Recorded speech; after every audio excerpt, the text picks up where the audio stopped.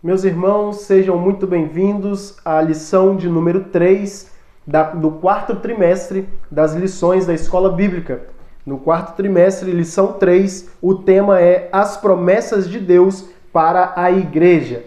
Bem, na lição anterior, nós vimos, na lição número 2, as promessas de Deus para Israel.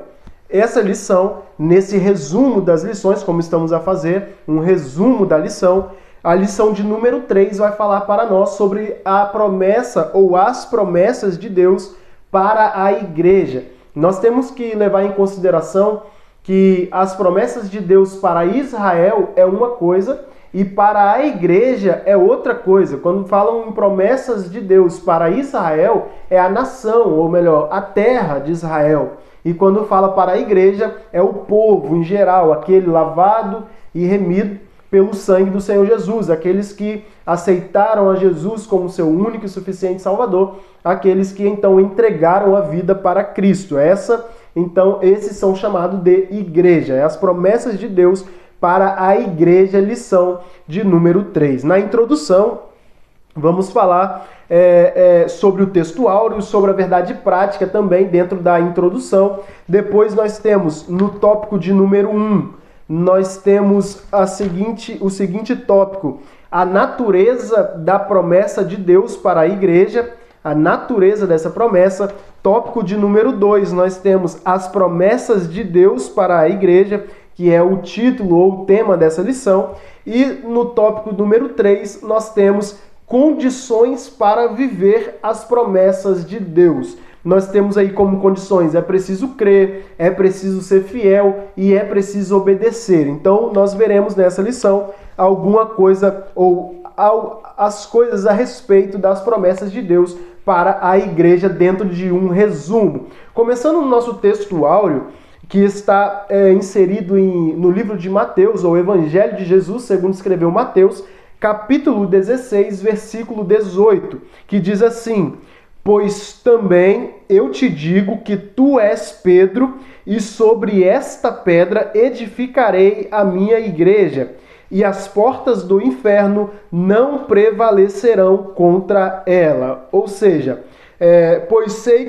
pois também eu te digo que tu és Pedro, é Jesus falando para Pedro, e depois ele diz sobre essa pedra, que é ele mesmo, Jesus se referindo a ele mesmo, dizendo: sobre esta pedra eu edificarei a minha igreja. Ou seja, ele está dizendo que sobre ele mesmo a igreja seria edificada, assim então o inferno não poderia deter a igreja, ou o inimigo não poderia destruir a igreja, porque a igreja fora edificado nele mesmo. E quem está edificado em Cristo, a igreja, uma vez edificada em Cristo, o inferno não tem poder para acabar com a igreja, não tem poder para destruí-la, não tem poder para detê-la. E melhor ainda, Deus tem promessas para a igreja. E é isso que nós veremos nessa lição.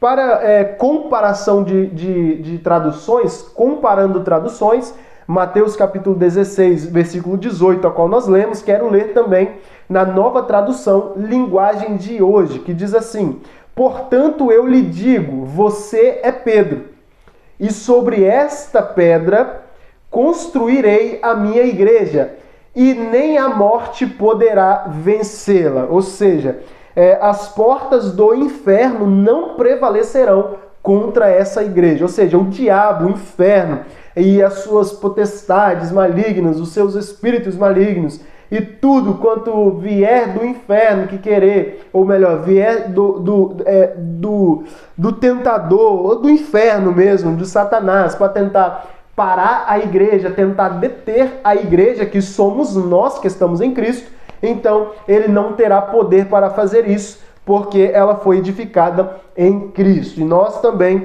precisamos ser edificados em Cristo como igreja. Como nós conseguimos um dos passos de fazer isso? É aceitando a Jesus como único e suficiente Salvador e vivendo o que a sua palavra diz, que aí nós conseguimos então viver essas promessas de Deus. A verdade prática diz para nós que as promessas de Deus para a igreja são gloriosas, promessas de vida eterna, de poder, de glorificação final do nosso corpo. Então nós veremos dentro dessa lição, em um resumo rápido, que as promessas de Deus elas são gloriosas para a igreja. Deus tem promessas gloriosas para a igreja. Deus tem boas promessas e promessas eternas para a igreja. Ou melhor, de vida eterna. Uma das promessas de Deus é vida eterna para a igreja.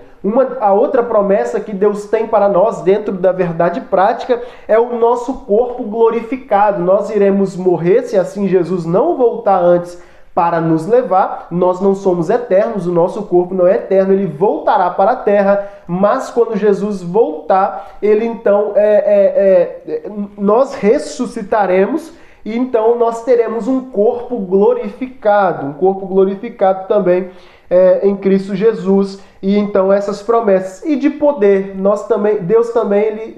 Deus fez, ou Jesus também fez, promessas de poder para a igreja, de glorificação, de vida eterna, de poder e de glorificação. É o que nós veremos aqui então. Partindo para o ponto de número 1 da nossa lição, deixa eu ler só um pedacinho do que está ainda na introdução dessa lição, que diz que a Igreja de Cristo é portadora de promessas gloriosas de Deus, como nós acabamos de dizer, e ainda diz que ela foi idealizada pelo Pai, edificada por Cristo e guiada pelo Espírito Santo. Então a igreja ela foi idealizada pelo Pai, ela foi edificada por Cristo e ela está sendo guiada pelo Espírito Santo de Deus. É a comunidade dos salvos em Cristo Jesus para adorá-lo, servi-lo e ser a agência propagadora do Evangelho de Jesus. Essa é a igreja. Partindo para o tópico de número 1, nós vamos ver que a natureza da promessa de Deus para a igreja. A natureza da promessa de Deus para a igreja. O primeiro subtópico, só o tema dela diz a promessa de sinais sobrenaturais. Nós vamos ver a respeito de promessa de sinais sobrenaturais para a igreja. Veremos também sobre a promessa de revestimento de poder. Você que vai estudar a lição da escola bíblica na sua igreja, então o seu professor também te ensinará isso e você também já terá a base para ir para os estudos aí. E a dúvida que você tiver, eu tenho certeza que você perguntando ao seu professor também, ele vai conseguir te esclarecer. Aqui nós estamos a fazer um resumo, coisa bem rápida, mas na sua escola bíblica você pode aí sim tirar suas dúvidas com seu professor, tenho certeza que ele vai tirar as suas dúvidas. Então, depois veremos sobre a promessa de revestimento de poder. Nós temos essa promessa também sobre nós, a igreja, revestimento de poder e promessas espirituais para a instituição espiritual. Ou seja, é uma promessa espiritual, ou há uma promessa espiritual para uma instituição espiritual que também, que a igreja também faz parte, uma instituição espiritual. As promessas de Cristo para a sua igreja atuam no âmbito espiritual e material. Então, nós vamos ver que a natureza da promessa de Deus para a igreja. Eu quero ler em Marcos, capítulo 16, e vamos ver a promessa de sinais sobrenaturais que Deus tem, essa promessa para a igreja.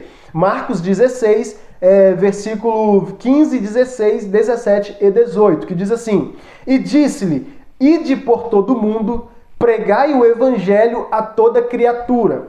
Quem crer e for batizado será salvo, mas quem não crer será condenado. E estes sinais seguirão aos que crerem. Em meu nome expulsarão demônios, falarão novas línguas, pegarão nas serpentes, e se beberem coisas mortíferas, não lhe fará dano algum, e imporá as mãos sobre os enfermos e os curarão. Então nós já podemos ver aqui essa promessa de sinais sobrenaturais que vem sobre a igreja. Nós temos essas promessas e podemos ver já também em Marcos capítulo 16, Deus ele faz essa promessa para a igreja e nós vamos ver o cumprimento dela também em Atos dos Apóstolos, capítulo 1, capítulo 2, 3, 4, nós vamos ver o decorrer aí dessa promessa se cumprindo para a igreja, entrando dentro. E estamos diante dessa promessa de confirmação da obra de evangelização, ou seja, a igreja tem essa promessa, ó, ide por todo mundo e pregar o evangelho. Isso é uma ordenança de Deus para nós.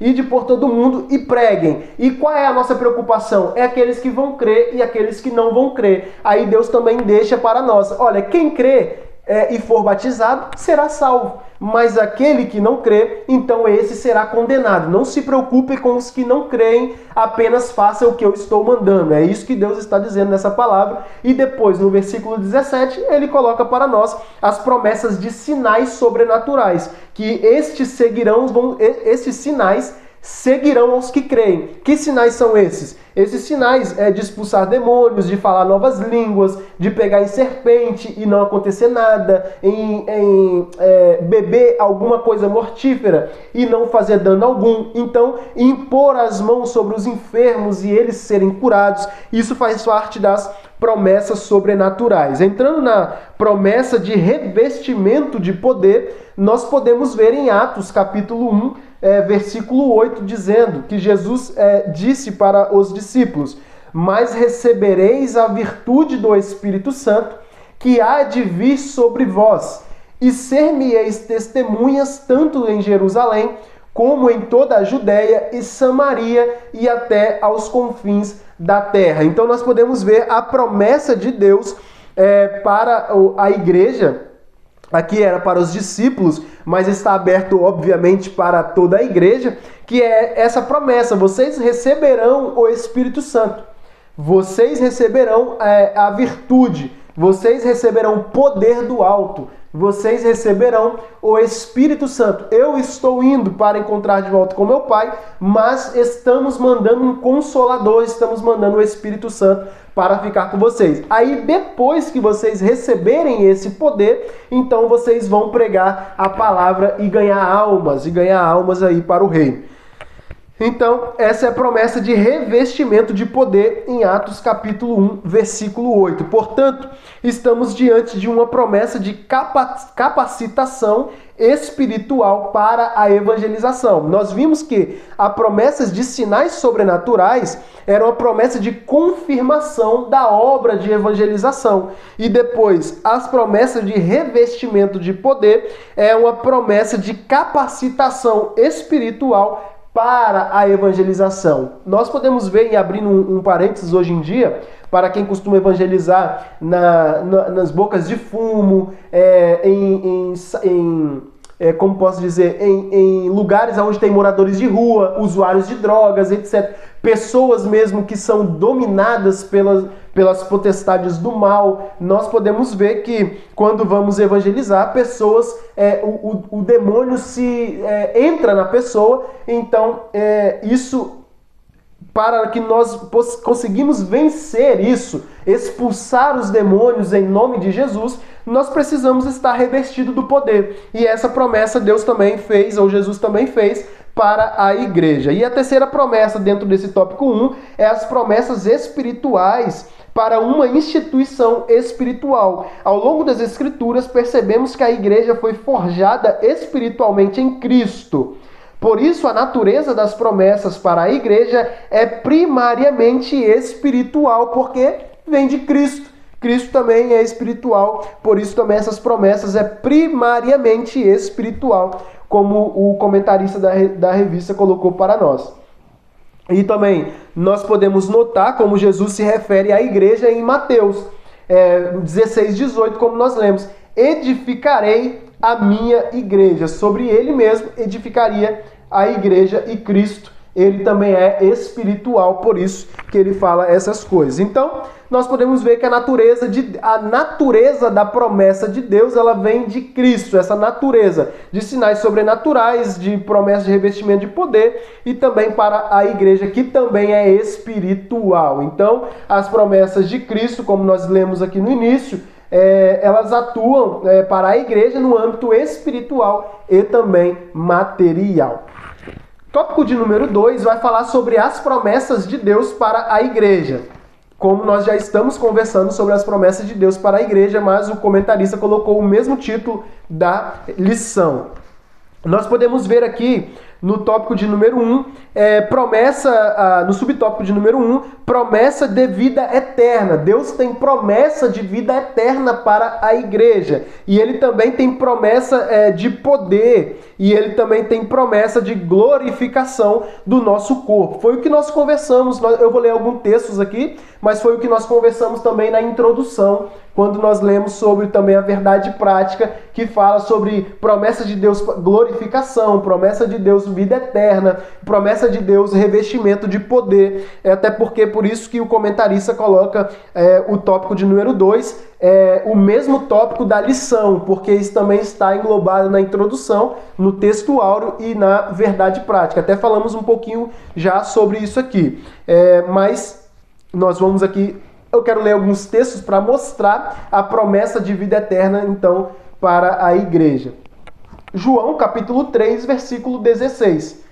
Porque Deus amou o mundo de tal maneira que deu o seu Filho unigênito, para que todo aquele que nele crê não pereça, mas tenha a vida eterna. Essa é a promessa de vida eterna para os que creem. Isso engloba a igreja, ou seja... quem não crê em Jesus Cristo, quem não aceitar Jesus como seu único e suficiente Salvador, for batizado, então ele não é igreja.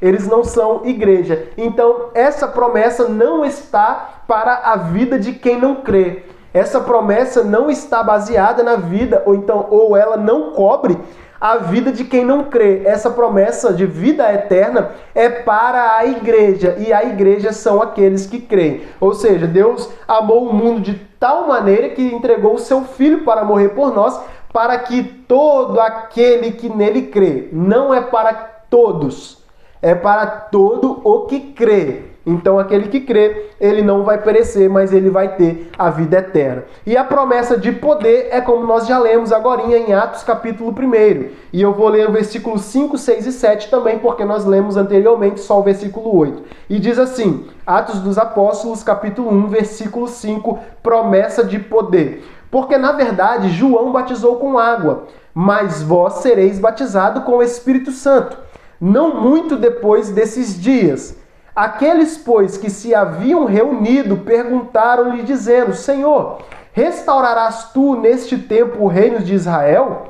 E disse-lhes, não vos pertence saber os tempos ou as estações que o Pai estabeleceu pelo seu próprio poder. Aí o versículo 8 ele diz, mas recebereis a virtude do Espírito Santo que há de vir sobre vós. Essa é a promessa de poder. O mesmo Senhor que batizou em Atos dos Apóstolos, ele ainda batiza hoje também. Essa promessa não foi apenas para os discípulos, ela também é para toda a igreja. E o mesmo Jesus que fez essa promessa, o mesmo Espírito Santo que desceu sobre aquele pessoal em Atos 2, ele também desce sobre a nossa vida hoje. Basta a gente crer e basta a gente se colocar na posição de igreja. E então essa promessa serve para nós também. E essa promessa é para todo aquele que nele crê. Bem, e promessa de glorificação do nosso corpo, que está também em Atos capítulo 1, versículo 11. Os quais lhes disseram, varões galileus, por que estáis olhando para o céu? Esse Jesus que dentre vós foi recebido em cima no céu, há de vir assim como para o céu ouviste ir. 1 Coríntios capítulo 13, versículo 12. Porque agora vemos por espelho em enigma, mas então veremos face a face. Agora conheço em parte, mas então conhecerei como também sou conhecido. Ou seja, tem promessa de glorificação do nosso corpo. Nós veremos Jesus face a face, como ele realmente está, com o seu corpo glorificado, assim como também nós teremos o nosso corpo glorificado. Nós não seremos Jesus, nós não seremos um Deus, nós não seremos iguais a eles. Óbvio que nós não teremos o mesmo poder, nunca seremos igual a Jesus, nunca conseguiremos ser e nunca vamos ser igual a Jesus, igual a Deus, mas nós também teremos o nosso corpo glorificado. E essas são promessas de Deus para a nossa vida. A palavra de Deus nos mostra que quando o nosso Senhor arrebatar a sua igreja, seremos semelhantes a Ele, porque assim como é o veremos. 1 João, capítulo 3, versículo 2. Primeira epístola de João, capítulo 3, versículo 2. Quando o nosso corpo for glorificado, o veremos face a face, e o conheceremos como também ele nos conhece. Que promessa gloriosa para a igreja. Partindo para o tópico de número 3, que diz as condições para vivermos essas promessas. Nós temos algumas condições para viver as promessas de Deus. Essas promessas são gloriosas, essas promessas são maravilhosas, essas promessas são para nós, aqueles que creem em Jesus Cristo, promessas maravilhosas para a igreja, mas tem condições para vivê-las. Nós temos algumas condições e nós vamos ver aqui. É preciso crer, é a primeira condição, é preciso crer. A segunda condição, é preciso ser fiel. E a terceira condição, que o comentarista da revista coloca para nós, é preciso obedecer a Deus. Então, se nós quisermos viver essas experiências, ou melhor, se nós quisermos viver essas promessas de Deus que Deus tem para a igreja do Senhor, então nós precisamos ser fiel a Deus, nós precisamos crer na sua palavra e nós precisamos, então, obedecer a Deus, viver de acordo com a sua palavra. O texto de Romanos, capítulo 4, versículo 3, diz assim para nós: pois que diz a Escritura? Creu Abraão em Deus e isso lhe foi imputado com justiça. Ou seja, as coisas que aconteceram na vida de Abraão só aconteceu porque ele creu. As coisas que aconteceu na vida de Abraão, aquilo só foi possível porque ele creu. Quando Deus faz uma promessa, e nós vimos nas promessas de Deus, e vimos também na lição anterior, nas promessas de Deus para Israel, que o início da promessa de Deus para Israel veio de Abraão. Quando Abraão, então, aceita a promessa de Deus. Quando Deus diz: Abraão, sai da sua terra, da sua parentela, e vai para um lugar que eu te mostrarei. Ali era o início da promessa de Deus, tanto para Israel quanto para a igreja também. Mas Abraão, ele creu na palavra de Deus. Então, isso aí é um sinal que nós precisamos crer também nas Escrituras. Precisamos crer também na palavra de Deus para vivermos as promessas. Deus fez promessa para Abraão, mas ele só vive a partir do momento que ele crê em Deus. É preciso ser fiel.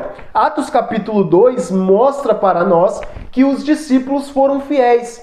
O Atos capítulo 2 também mostra para nós que os discípulos obedeceram a promessa de Deus. E Atos capítulo 2 mostra para nós também que os discípulos creram na palavra de Jesus Cristo, na promessa que ele fez. Olha, o Espírito Santo de Deus, ou o Espírito Santo, descerá sobre vocês e revestirá vocês de poder. Aí só depois que vocês receberem isso, que vocês podem sair e pregarem a palavra. E eles foram fiel, eles acreditaram, eles creram e eles obedeceram, eles ficaram lá. E então Atos 2 é uma prova para nós que se a gente crer, for fiel e obedecer a Deus, a gente vive essas promessas também. Jó também foi assim, Jó creu nas promessas de Deus e foi fiel a Deus o tempo todo. Daniel também foi fiel a Deus o tempo todo e ele viveu também algumas promessas. E Apocalipse capítulo 2, versículo 10 diz para nós: ser fiel até a morte e dar-te-ei a coroa da vida. Isso é Cristo, Jesus falando para João, ou mostrando para João, para ele escrever na ilha de Patmos para a igreja, para todos. Olha, ser fiel até a morte e dar-te-ei a coroa da vida. Jesus estava dizendo: olha, se vocês forem fiel, eu tenho uma nova promessa para vocês. Eu vou dar para vocês a coroa da vida. E é óbvio, claro, a vida eterna. Então, Atos capítulo 2 mostra para nós tudo isso, essas condições, que é preciso crer, preciso ser fiel e é preciso obedecer a Deus. Nós vimos isso neles.